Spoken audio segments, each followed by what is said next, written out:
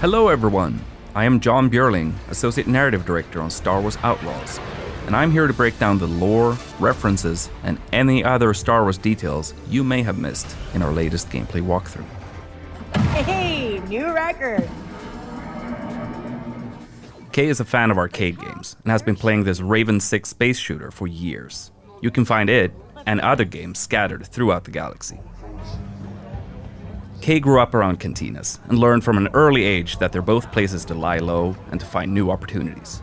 As Kay travels throughout the galaxy, it's always a good idea to head to the local cantina when looking for intel or work. Kowakian monka lizards can be found everywhere in the Outer Rim, and they're used as pets, thieves, and even food. But few are as privileged as Salacious B. Crumb in Jabba's palace.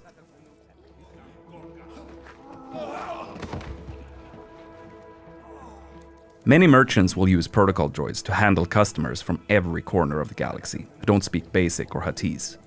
Kay can bypass the droids since she's fluent in Huttese, and she can use this to talk her way out of, or directly into, some tense situations.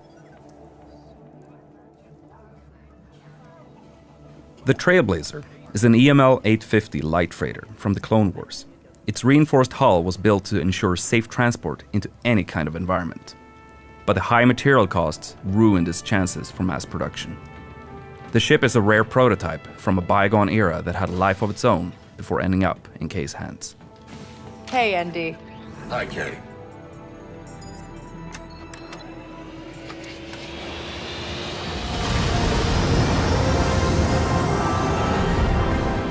Akiva space.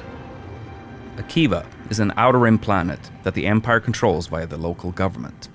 Normally, the Empire doesn't have a presence there, but like with many other remote worlds, they carry out occasional audits with support from the Imperial military. This is Kay Vess on board the Trailblazer. I'm coming to help. Akiva is orbited by an asteroid field made up of the remains of a comet called Kinro. Legend has it that several Jedi banded together and used the Force to tear it apart, but most people think that's just a myth. Traveling in the Outer Rim is dangerous, and spacers, smugglers, and syndicate freighters are all at risk of being attacked by pirates. Most pirates are part of local gangs that operate in a specific sector, and they usually only care if a mark looks valuable or not. Pirate ships, like the Scourge and Junkross, are cheap and expendable. Pirates typically steal whatever they can get their hands on, and they often rely on scare tactics and aggression to get their score. The Pike Syndicate has shipping lanes across the Outer Rim, making their freighters hot targets for pirates and rival syndicates. Due to Kay helping defend this ship, she has improved her reputation with the Pikes and their underboss, Gorak. Spooling up the hyperdrive. Growing up in the workers' district of Cantabite, Kay always dreamed of being able to get off-world and travel the galaxy. After taking the Trailblazer and honing her piloting skills, she's finally able to jump across the galaxy in search of the freedom she's always wanted for her and Nix. Kay is entering the legendary Mos Eisley on Tatooine, but this planet is large with more than one settlement for you to discover. It's been a privilege to recreate iconic locations such as Chalmun's Cantina, while also expanding on the world with locations that are completely new. Room for one more? Here we see Kay about to engage in a game of Kessel Sabak, which is her favorite card game in the galaxy. To win, Kay will need to keep an eye out for cheaters, or maybe even cheat herself. Tatooine is the home of Jabba the Hutt, and after the Hutt cartel faced the surprising loss of their council, Jabba is at the height of his power in the criminal underworld. Following the destruction of the Death Star, the Empire has increased their presence on Tatooine, but everybody knows it's Jabba's domain. The other syndicates stick to the shadows. K-Speeder is an S57 Cardinal, a multi-terrain speeder bike that's perfect for explorers. This speeder is both reliable and moddable, and Kay can call it from afar using a control module to give her and Nix a chance to rest their feet. Imperial shuttles are a dead giveaway that there's some Imperial activity nearby. Sometimes that might add further risk, but in other cases, it can be a great opportunity for a scoundrel. Some Jawas on Tatooine travel around in sandcrawlers, offering trade deals for whoever happens to be nearby. The sandcrawlers were originally built for mining operations, but were co-opted by the Jawas as a way to hold and transport salvage.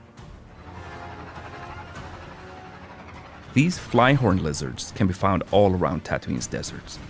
The lizards use their tails and horns to catch condensation and smaller insects while keeping cool by hiding in the sand. Some moisture farmers use the lizards as an indication of their yield.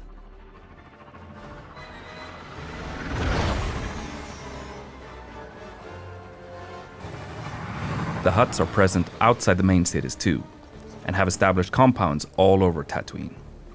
Depending on your reputation level, you can walk right in or be turned away from Syndicate territory. So your interactions with these locations and the syndicates within will change throughout the game. Busy place. Kay and Nix have been thieving together for years, and their incredibly close bond means that they are able to support each other in any situation. Nix, attack.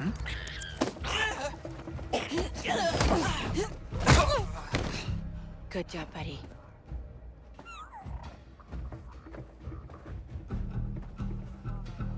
Nix, do you sense anyone close?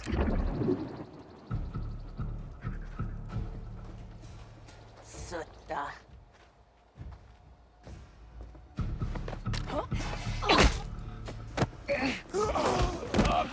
Kay is using a well-worn VM-19 heavy blaster with a unique ability to switch modules. Here, we see Kay use the stun mode to take out this guard instantly and quietly. Easy.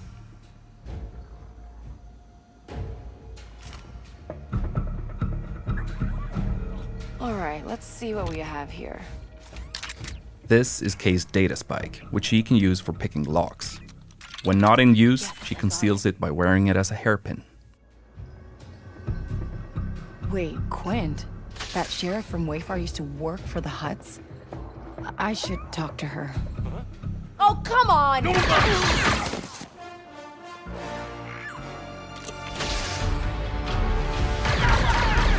These enforcer droids are widely used by syndicates as cheap and expendable firepower.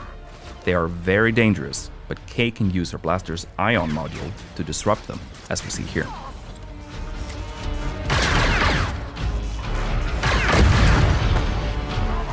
You may recognize these as massives, a native Tatooine predator with thick armored hides, sharp spines, and a dangerous bite. They were first domesticated by the Tusken, but even the Hutt cartel beastmasters used them to guard their territory. We need a quick exit! And here we see the iconic Gamorreans that were hired by Jabba himself as his most reliable guards. They are incredibly powerful and dangerous, particularly at close range. Here we see Kay switching to her power module to try and take them out before fleeing.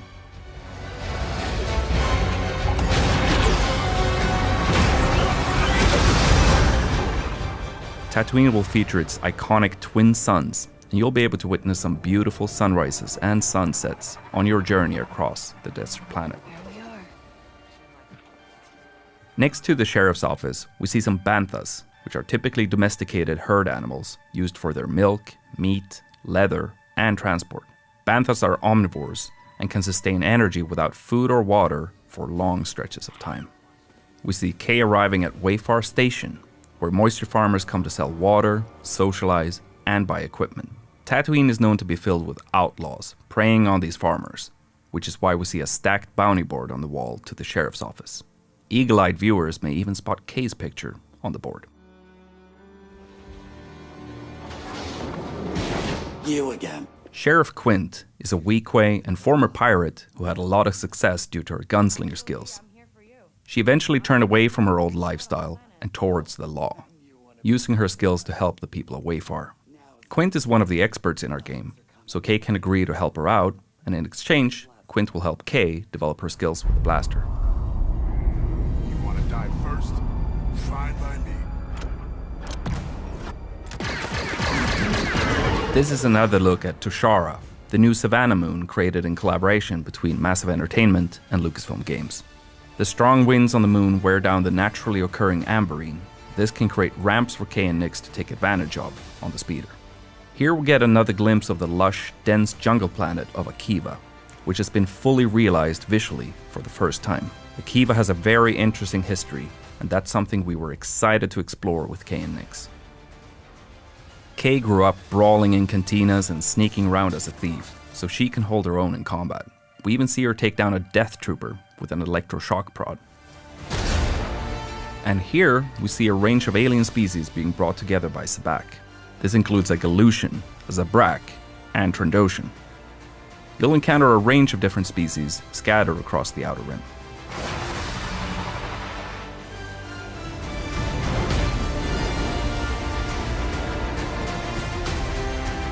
Kay and Nix are betting on a Fathier race, being broadcast live from her hometown of Cantobite. Nix loves following the race on the holoprojector. These are Aglis flyers, native to Tushara. They have a habit of stealing anything they can get their hands on, hoarding the items in remote nests. The Tusharans use wind fishing nets to capture them for their meat.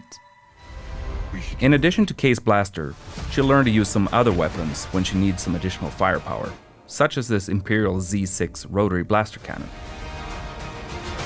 And finally, here we see a Rancor, a reptilian species that originally hailed from the planet Dathomir.